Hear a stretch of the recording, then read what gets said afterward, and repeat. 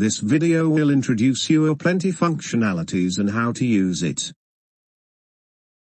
Upon navigating to the APLenty page, click on Login. The login screen opens. Please enter your credentials to proceed.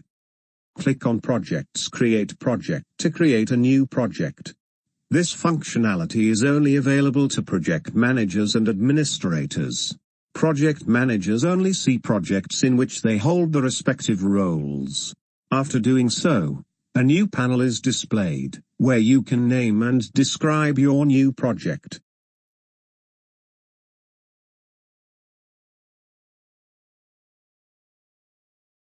The View Project page displays all the projects that you are managing.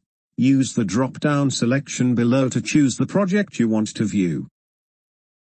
When a manager creates a new project, the system generates 2 annotators, one expert and one fallible. You can add more annotators if you want. If you are an annotator, click on Annotation to start annotating. This functionality is only available to annotators. After doing so, a new panel is displayed, where you can start annotating. Click Select a label to choose the label for annotation. Click Delete to delete the current annotation. Click Undo to remove the previous annotation. Click Skip to skip the current sentence and annotate the next sentence. Click Next to finish the annotation for the current sentence. The system will show you a new sentence for annotation. As a manager, you can see the performance changes after every annotation batch.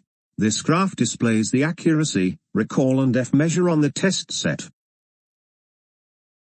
To request an account or obtain further information about APLenty, please contact us.